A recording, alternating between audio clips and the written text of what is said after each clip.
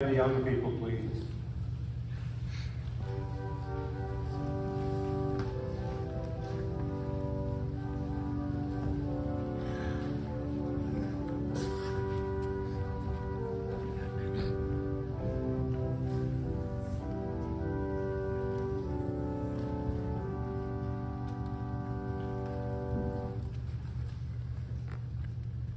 Good morning. Oh, aren't you happy to be out today? Haven't you been kind of cooped up for a while? Let's try that again. Good morning. Oh, that's better. Okay, now let me ask you, do you think you know pretty much all the answers to any of the questions I have? It matters what the questions are, so well, not all of them, right? Okay. How does Jesus want us to behave? What does Jesus want us to do? Wants us to do good things. Okay. Somebody else, tell me what Jesus wants us to do.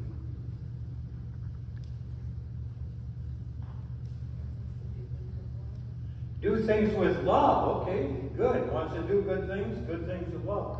Anything else? Treat others like their neighbors. Treat others like... Love our neighbors. Okay, love your neighbors. Okay, what else? Treat others like you should be treated. Okay, so that's very good. Okay, now... can you define what does the word sanctification mean? You don't know what the word sanctification means? Huh? How about you? You went through confirmation. And you're right in the heart of confirmation. What does sanctification mean? Pardon? You don't think we've gotten there yet? Okay. So it's my fault you don't know that. Okay. Sanctification and doing what Jesus wants us to do is the same thing. But sometimes in the church we use big words like sanctification to impress, I guess, other people. But sometimes it can be explained much better with just simple words. Okay. So, now let me ask you this. What is justification? When you justify something, okay? In the church, what does it mean? Do you know what justification means? No. Do you know what justification? Not an idea. When you say you're sorry, and your parents say, it's okay, I forgive you, you know what that means? Yeah, forgiveness. Have you ever done something that your parents didn't like? You think that's funny? I guess so. I guess it was a funny question. But justification, and when we say God forgives sins, when we take communion, that's the same thing. But saying God forgives is a lot easier and easier for people to understand than sanctification. We got to learn to use words always in the church that other people can understand, because we can get to say fancy words and they don't mean anything because people don't understand them. Okay, give them a hand, please. That was kind of a story of loss for you.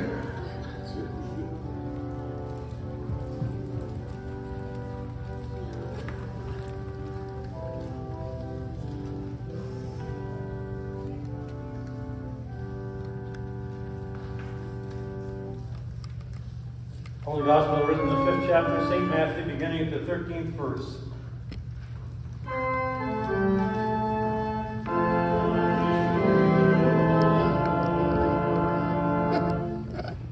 Jesus said, "You are the salt of the earth, but if the salt has lost its taste, how can its salt must be restored?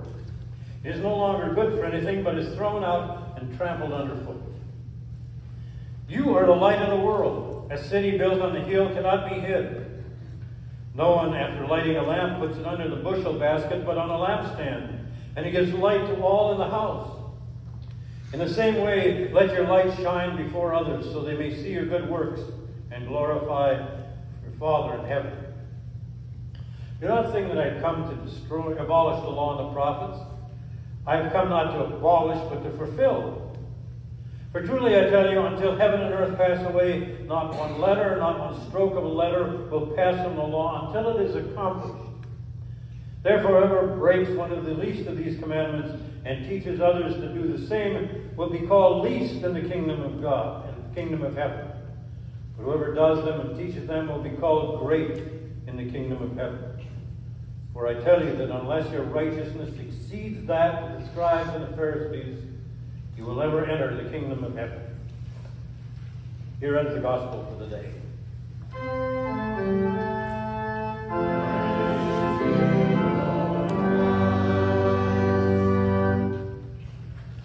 Please be seated. I was a little disturbed yesterday morning when I was watching the morning news, and there was somebody in the Austin area that was putting a lot of blame, a lot of complaint against Austin Energy. He said, "We've been told that everything would be cured by Friday night, and here it is Saturday morning, and I'm still in the dark." You know, they could at least honor what they say. Well,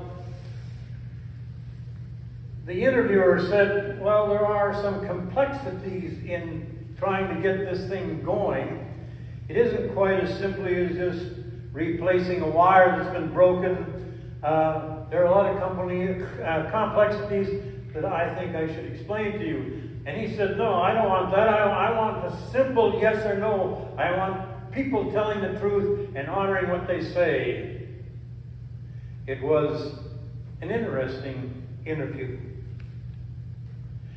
They want simplicity. Don't talk to me about complexities. I don't want to know how electricity works or how you repair it when it goes out. I just want to know some simple things. Now, this is an audience participation question, so tell me this.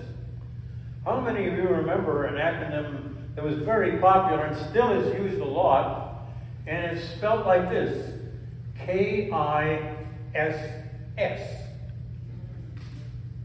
What's the acronym mean? Very good.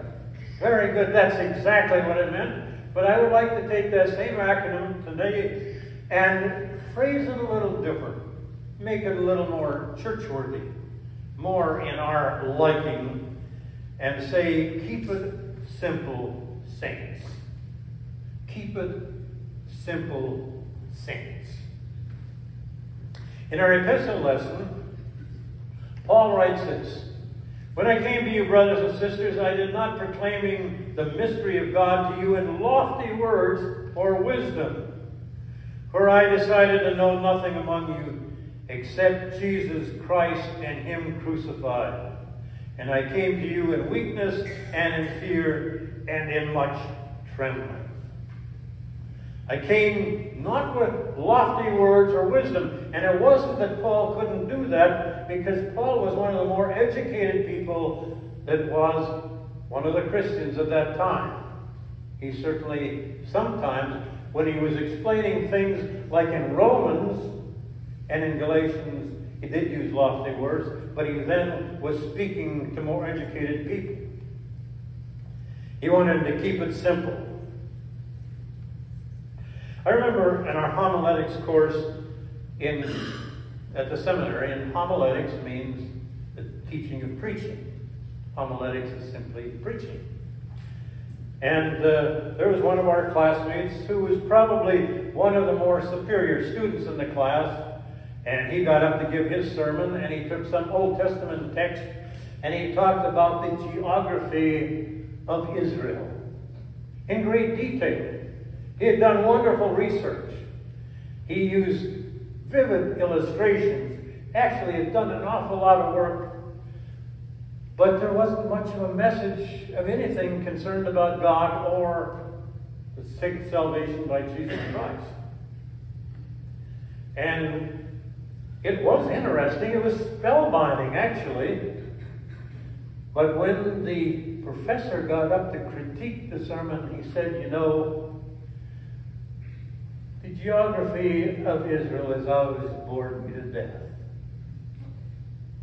He did not get an A for that sermon because he didn't communicate anything significant in terms of relationship to God. There was one other student, not at the top of the academic ladder by any means, but he actually got up and started apologizing. I'm not as good a speaker as the person you've just heard, but I've got a very simple talk about how I came to love Jesus. And he talked about the death of his first child that got him very angry at God. And then he lost a second child, and through all the suffering and tyranny that was in his soul because of it, he did seek help. And he gradually began to understand more of the nature of the world. A lot of things, bad things happen because of man's sin in an imperfect world. And he came very slowly to a faith. And he described it with such detail and with such warmth that there was hardly a dry eye with all of us seminarians who were very critical of preaching. And the professor got up and said, this is what preaching is really about sharing our weaknesses, sharing our frustrations, sometimes being very upset with God, and trying to understand our purpose and celebrate God and His love for us. Keep it simple, saint. Keep it simple. Sometimes I ask ministers how they feel are relating to the congregation. And it's interesting, one of the chief criticisms that ministers feel about themselves is that they're too academic. As a matter of fact, one of the ministers said that to me not so long ago. He said, I asked my congregation, what are some of my weaknesses? And I said, one of them came up and said, you're too academic. And he said, no, you don't. He said, I don't understand anything you're saying, which is what being academic is. Sometimes we preachers get into the idea that people should be mesmerized by the words we use rather than telling simple stories. And sometimes when you need to communicate the gospel, it's done in a more academic way, where you want to explain things to make sure they know the right knowledge, rather than touching their soul with warmth and kindness and the love of Christ. In the early American religious history, there were two major groups, two major bodies that went out and preached the gospel to try and convert the early settlers or keep them in the faith. One was sent out by the Methodist Church and one by the Presbyterian Church. They were the two major evangelism groups in early American history, along with the Puritans and some of the Baptist-oriented. They weren't Baptists at that time, but they came from that conservative wing of the church. But the Methodist Church didn't really train their men that well. They didn't have the facilities to do it. Anybody that read the gospel and felt they had a call could go out and preach. And they did. And they became circle riders, and they went from place to place just talking about Jesus and His love. The Presbyterian said before you can go out, you have to have the seminary training, you have to have a degree We got to test you to make sure you know this Bible well and can explain everything about it. Well, they didn't go out, very many of them. And when they did go out, they didn't do a very good job. And that's why the Methodist Church spread so much faster than the Presbyterian. I think Lutheran said the same problem as far as being a little academic. Do you know a recent search was done on the top 100 churches in the United States as far as attendance is concerned? You know, the majority of those top 100 churches do not have a preacher that finished a seminary education. What is it? Maybe they're keeping it simple, easier to understand. I know we might make other criticism against them, but let's stop and think. And if I ever get too academic with you, please hit me on the head. It's as simple as that. Keep it simple, saints. In our epistle text, Paul comes and he says, I could come to you with lofty wisdom, great words, but I didn't come that way. I just seek to know Christ crucified. That's simple. We understand that, don't we? When Jesus was preaching, people came to him and he explained things in very simple stories. The kingdom of heaven is like. It was something that they could understand. And when the Pharisees, who were the academic superiors, came to him, who thought themselves as the culturally and religiously elite, they asked him, Jesus, what are the great commandments? What's the greatest of the commandments? I mean, we get 632 of them, plus the 10 big ones. They wanted to know facts. Jesus said, the greatest commandment is this: you shall love the Lord your God with all your heart, with all your soul, with all your mind. And the second is like unto it, you love your neighbor as yourself. And then Jesus said, on these two things depend all the laws. Everything is dependent upon these two things. If you want to go out and preach a simple gospel, saint, that's what it is. You love the God with all your heart and with all your soul and with all your mind. And your neighbor is yourself. Keep it simple, saints. I remember one of the classmates I had at the seminary. He was the son of the president of the church at that time. He was in a seminary program. He was pre-seminarian, but he was a very good football player. And once in a while he got himself into trouble, primarily because he wanted to show that he wasn't really that restricted because he was the son of the president of the church. And sometimes he was just doing bad things. But one of the things was interesting, when I was walking with him and somebody would say, Nate, what's a good word for the day? And he'd look at him and say, Jesus saves, I guess. I said, wow, what a witness. He makes the gospel so simple. Jesus saves. This is a simple message. You know, a lot of people come and when I show them through the church, they point to the sign and say, oh, that's really neat. So what does it say? It says, you should really be happy when you come to church. It should be a place where people really want to gather and be excited about. It's a simple message. Join us every Sunday for happy hour. We could talk about great words about how we worship and the significance of the liturgy and all those things. But the worship service is a simple thing. We gather together, like-minded, supporting each other, trying not to judge, trying to move forward, proclaiming the love of Christ.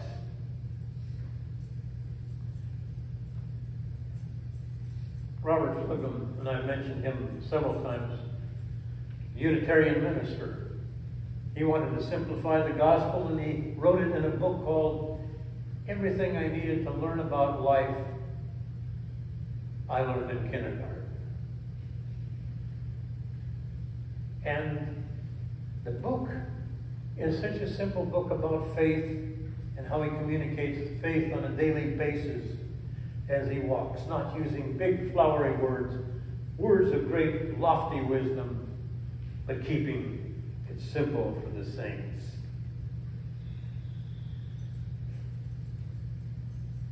There is a story told by one of the ministers, and the material I was reading for today talked about a couple in Chicago that had joined a church. It's written by the minister. He said the couple was compromised because they were both illiterate. But they heard the story from someone who was kind to them, and he told them to come to church, and they came to church, and they got to like it. But they were illiterate.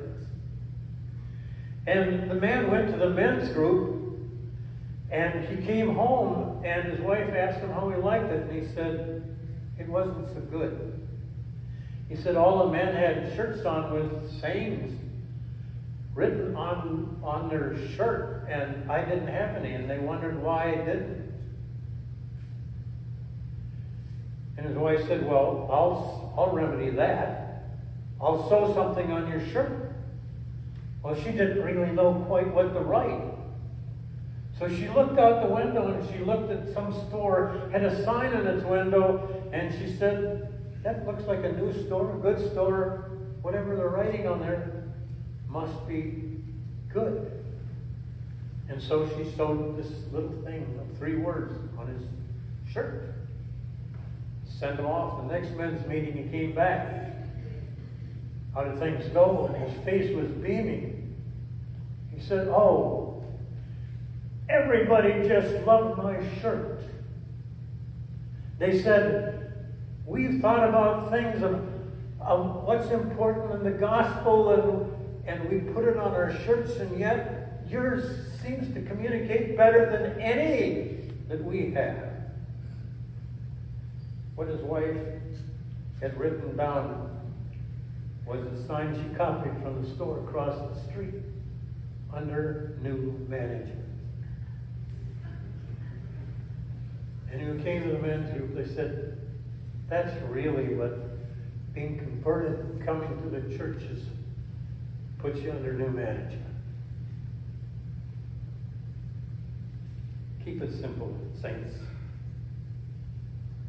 When we were graduating from the seminary, we had graduating services. All those who had academic superiority got noticed. Cum laude, magna cum laude, summa cum laude. One of the things that the speaker of that graduation service said, I want you to know that we're proud of your accomplishments today in graduating from this seminary. And it's right to honor those who have done excellent work. But he said, I want you to remember this, the last thing that you need to know as you leave here and go out of the seminary to preach. People in your church won't care about how much you know until they know how much you care. Simple gospel.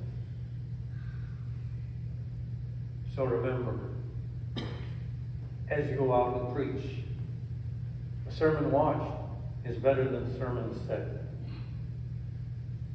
And remember, people won't care about how much you know until they know how much you care. Keep it simple, saints. Amen.